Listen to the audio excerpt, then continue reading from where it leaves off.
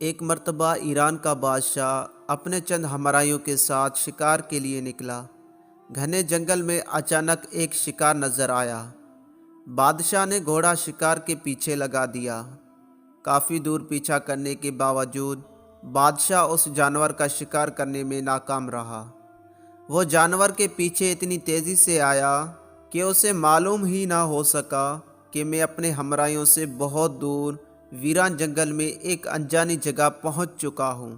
آہستہ آہستہ شام اپنے سائے گھیرے کر رہی تھی۔ پھر یکایک آسمان پر سیاہ بادل چھا گئے اور کچھ ہی دیر بعد موسلا دھار بارش برسنے لگی۔ بادشاہ کسی محفوظ جگہ کی تلاش میں ایک سمت چل دیا۔ کچھ دور ایک جھونپڑی نظر آئی۔ جلدی سے وہاں پہنچا تو ایک بوڑھی عورت دروازے پر بیٹھی تھی۔ بادشاہ نے کہا، میں مسافر ہوں، کیا اس اندھیری و طوفانی رات میں مجھے تمہاری جھونپڑی میں پناہ مل سکتی ہے؟ بڑھیا نے کہا، آج رات آپ ہمارے مہمان ہیں، آئیے اندر تشریف لے آئیں۔ بادشاہ اپنا گھوڑا لے کر بڑھیا کے ساتھ اس کی جھونپڑی میں داخل ہو گیا۔ کچھ ہی دیر بعد بڑھیا کی بیٹی چند گائے لے کر جھونپڑی میں داخل ہوئی۔ وہ دن بھر اپنے جانوروں کو چراگاہ میں چراتی اور شام کو واپس آ جاتی۔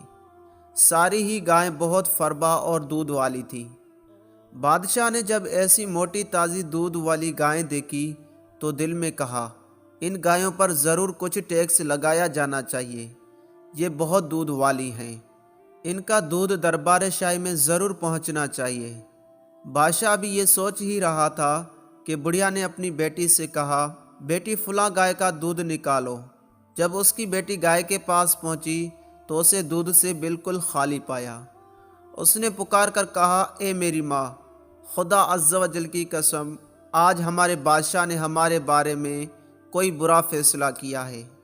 بڑھیا نے کہا، بیٹی کیا ہوا؟ کہا، امی جان، ابھی کچھ دیر قبل جس گائے کے تھن دودھ سے بھرے ہوئے تھے، اب دودھ کا ایک قطرہ بھی نہیں۔ بڑھیا نے کہا، صبر کرو، صبح تک اس معاملے کو چھوڑ دو۔